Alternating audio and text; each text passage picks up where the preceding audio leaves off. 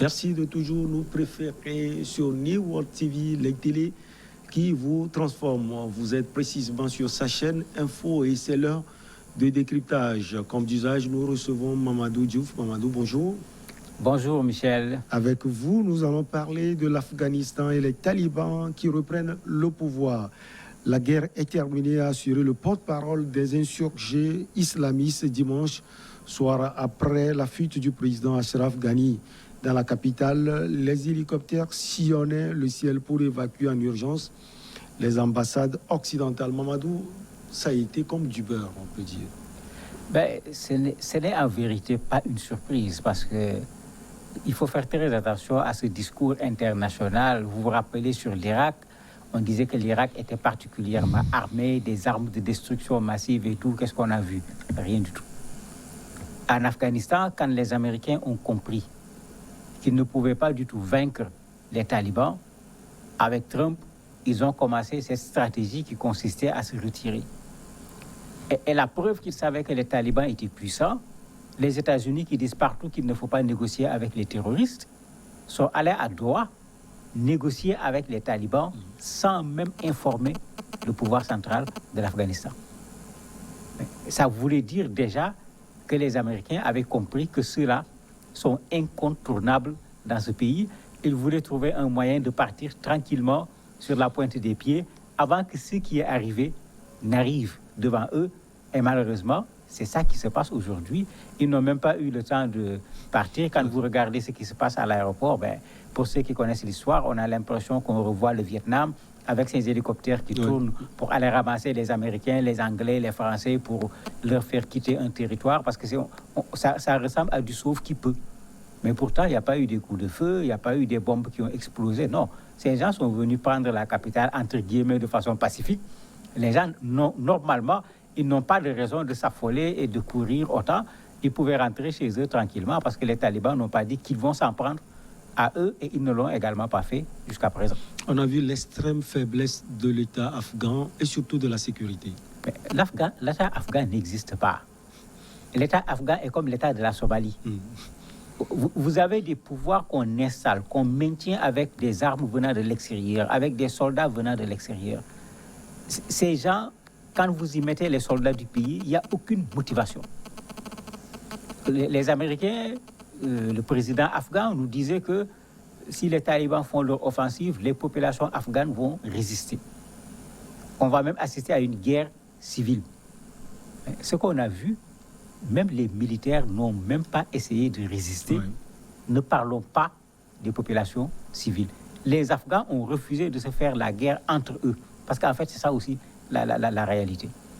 Ce qui s'est passé, c'est à Kaboul qu'on a vu cette sorte de je ne sais pas comment il faut l'appeler, de renversement de situation. Et c'est logique parce que quand les Afghans progressaient, les forces occidentales qui étaient encore sur place, plus leurs supplétifs afghans, tout le monde était allé se retrouver au niveau de Kaboul. Et c'est eux que vous voyez en train de vouloir partir par les airs, puisqu'il n'y a plus une autre possibilité. Les frontières sont bloquées par les forces talibanes.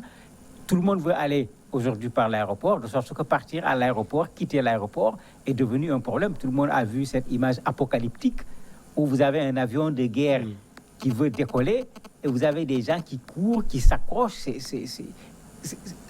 C'est un état de détresse extraordinaire que de vouloir croire que je peux m'accrocher à un avion et l'avion va m'amener avec lui.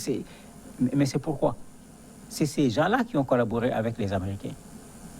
Les talibans parlent pashtoun le plus souvent. Si les Américains veulent les écouter, ils ne vont rien comprendre. Il faut trouver des gens pour traduire ce qu'ils disent. Et si les Américains considèrent cela comme des collaborateurs, les talibans vont les considérer comme des collabos. Et résultat, les Américains sont en train de partir et de laisser sur place des gens qu'ils ont opposés aux autres talibans. Voilà. Eux, craignant ce que les talibans vont faire d'eux, sont en train de vouloir aller également nécessairement, mais ils vont passer par où pour partir alors qu'il n'y a que l'aéroport actuellement qui n'est pas sous le contrôle des talibans au niveau de l'Afghanistan. 20 ans après leur chute, les talibans reviennent au pouvoir. Donc, ils trouvent cette force, cette motivation-là où, Mamadou Diouf? Il y a deux choses. Les talibans ne sont jamais partis. On n'a jamais vaincu les talibans en Afghanistan. Ils sont toujours restés occupant une partie de l'Afghanistan, et les parties de l'Afghanistan qu'ils occupaient, ils géraient ces parties. On a vu des reportages à la télévision et tout, où on vient trouver un commandant qui gère une zone, qui dit ici c'est telle zone, il reçoit le journaliste, il demande un certain nombre d'informations qu'on a dit sur les talibans pour dire qu'ils étaient toujours en Afghanistan, ils occupaient des espaces, une partie du pays, et tout le monde, y compris les Américains, savait qu'ils étaient là et qu'ils occupaient une partie du pays.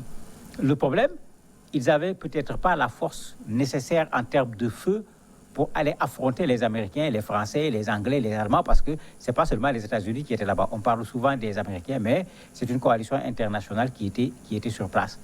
Ils n'avaient pas de problème pour défaire l'armée afghane, mais ils avaient des problèmes pour affronter les armées étrangères qui étaient sur place. Mais avec les accords de Doha, ils ont compris que ces gens-là vont quitter le pays. Certainement, ils se sont réorganisés en se disant on va les accompagner, on va les pousser en quelque sorte dehors, et tout le monde les a vus prendre les villes les unes après les autres. Le deuxième élément, je me rappelle encore de ce que disait Mollah Omar. Les gens oublient aujourd'hui le Mollah Omar, puisque c'était là à l'époque. Ouais. Quand les Américains les ont fait partir, ils avaient dit aux gens, mais attendez, nous on reviendra. Et il l'avait dit avec une conviction qui était déconcertante à l'époque, parce que vous êtes là, on vous enlève du pouvoir, il est là, il parle de façon sereine qu'eux, ils reviendront. Et c'est des gens qui se battent, qui ont un idéal qui est lié à la religion. Et ils y tiennent, ils y croient. Et voilà aujourd'hui ce que cela a donné comme résultat, parce que les talibans n'ont jamais baissé les armes. Jamais. Ils n'ont jamais accepté de négocier avec le gouvernement afghan. Ils ont toujours considéré que c'est un gouvernement de marionnettes posé ici par les Américains. Et malheureusement, c'est l'histoire qui se répète. Ce qui arrive aux Américains aujourd'hui, c'est ce qui est arrivé aux Soviétiques. Exactement 20 ans après, également, après 79, oui. Avec un président également qui était une marionnette, c'est exactement la même chose qui se répète. Vous avez parlé d'idéal. Quel est cet idéal pour les talibans? En fait, pour eux, c'est un État islamique, en fait, un émirat même, puisqu'ils utilisent l'expression émirat. Pour eux, l'Afghanistan est un émirat.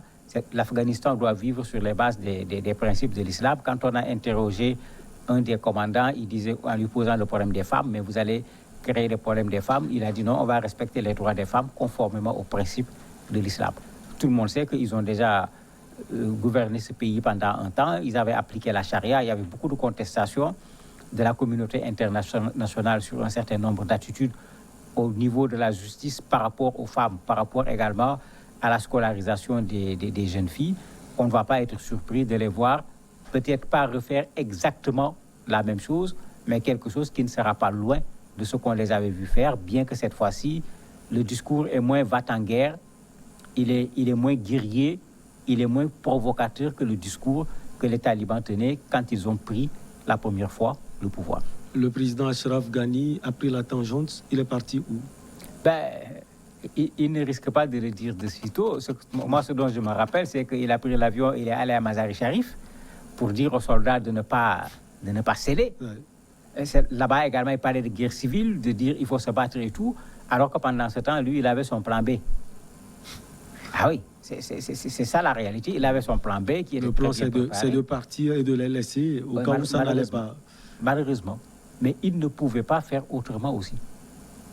Il ne pouvait pas faire autrement. Parce que lui, les Américains l'ont humilié.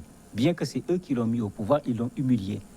Lors des discussions entre les talibans et l'État américain, mais lui, il a été particulièrement humilié. Mais il ne pouvait rien faire, parce que leur défense dépendait des Américains. Ils survivaient à cause de l'aide américaine sur le plan financier. Il était obligé de subir. Et ça, les Afghans ne l'ont pas accepté. Les gens l'ont pris vraiment comme une humiliation. Un président de la République qu'on laisse ici, on va négocier avec les talibans. On s'entend avec les talibans sur un plan, un chronogramme pour le retrait des forces américaines. On impose au pouvoir, à l'époque, de libérer 5000 prisonniers afghans, parmi lesquels des gens qui ont été jugés pour des actes criminels, des bombes qu'ils ont posées, des prises d'otages avec les Occidentaux, du tout. Et l'État afghan, qui n'était véritablement pas d'accord, a exécuté, parce que les Américains leur ont dit de le faire. Mais celui-là n'était plus un président pour les Afghans, c'était une véritable marionnette. C'est pourquoi quand il a appelé son appel à la résistance, même son armée n'a pas répondu à l'appel, encore moins les populations afghanes. Ces talibans ne sont pas seulement en Afghanistan, ils sont aussi dans une partie du Pakistan. On peut dire que c'est une puissance finalement pour eux. Ils occupent une partie de la région. Oui, c'est qu'il va y avoir une nouveauté parce que pendant un temps, même État islamique et tout ça, quand il parlait de califat, en fait, c'était des portions de territoire qui étaient occupées. C'est les talibans qui avaient occupé un État. Ils viennent d'avoir l'occasion d'occuper à nouveau un État.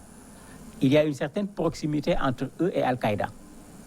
Qu'est-ce qui se fera? Parce que dans les accords avec les Américains, ce qui avait été dit, c'est qu'il ne fallait pas permettre à Al-Qaïda, à État islamique, de pouvoir avoir une base au niveau de l'Afghanistan. Qu'est-ce qui se fera aujourd'hui? C'est la grosse question. Avec le Pakistan, vous avez une similitude de culture, de population qui se trouve au niveau des frontières, qui sont à peu près les mêmes populations. Raison pour laquelle le Pakistan doit se poser des questions parce que à l'intérieur du Pakistan, vous avez également des partis. Parce que les talibans, c'est plus un parti.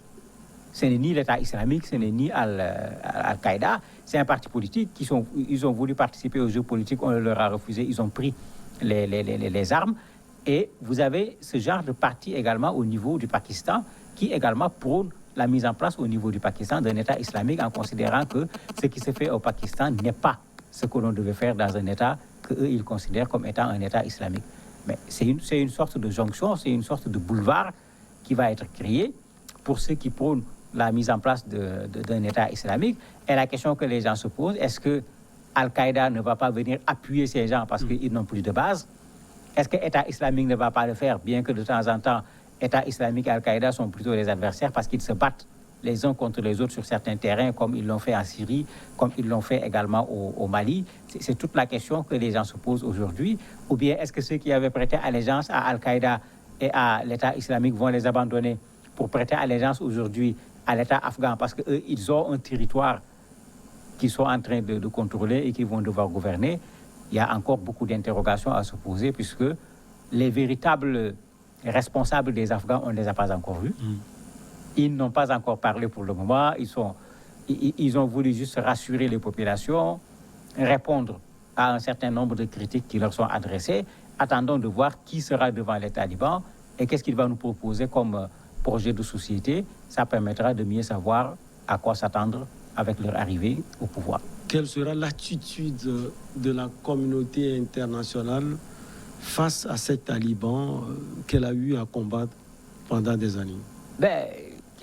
L'attitude ne sera pas la même. J'ai vu Boris Johnson, le Premier ministre britannique, crier pour demander aux Européens, venez, on va avoir la même position. Puisque de façon générale, à un certain moment, il se posera un problème d'intérêt. Parce qu'on reproche aux talibans le fait qu'ils veulent instaurer un État islamique. La France, l'Angleterre, l'Allemagne, les États-Unis, ceux qui reprochent cela aux talibans sont de très gros collaborateurs avec l'Arabie saoudite qui est un État islamique. Bon, qu'est-ce qu'on leur reproche finalement? C'est l'État islamique ou bien c'est autre chose? Parce que là également, c'est l'État islamique. Et quand les intérêts viendront, on verra la même chose. Regardez la Russie. Ils ont été très clairs. Eux, ils ont négocié avec les talibans bien avant que comment on appelle ça encore, Kaboul tombe. Donc les Russes sont restés tranquillement dans leur ambassade. Ils savent qu'ils ne risquent absolument rien. Les Chinois, pareil. Actuellement, on remonte les images de ces talibans qui étaient allés rencontrer les Chinois, qui étaient allés rencontrer les Russes. Donc les gens savaient que ces gens allaient prendre le pouvoir. La Chine dit, bon, il ne faut pas qu'il y ait de problème, il faut qu'il y ait de l'apaisement, etc. Mais la Chine montre qu'elle est disposée à pouvoir avoir des relations avec le pouvoir qui sera en place. Et la Chine a raison. Il y a une frontière entre la Chine et l'Afghanistan. Mais pour aller livrer ces marchandises en Iran, au Pakistan, dans un certain nombre de pays, mais ça devient encore beaucoup plus facile pour les Chinois. Les Russes sont en train de prendre leur revanche contre les Américains. Parce que ces talibans, puisque ça n'avait pas commencé par les talibans, ça avait commencé par les Moudjahidines en 1979, quand ça a commencé, c'est les Américains qui aidaient ces gens. Même Ben Laden a été aidé par les Américains, ils les ont armés, ils ont mis de l'information à leur disposition. On était encore dans la guerre froide, pour pouvoir combattre la Russie. Et aujourd'hui, la Russie est en train de prendre sa revanche sur les Américains, puisqu'ils sont en train de se faire en quelque sorte balayer, comme les Russes avaient été balayés 40 ans cette fois, plus tôt, mais après 20 ans d'occupation, tout comme les Américains. Merci infini à vous, Mamadou Diouf. On va marquer une pause et on revient avec notre invité, Dr Dabiré Constantin. Il est le conseiller spécial du Premier ministre burkinabé.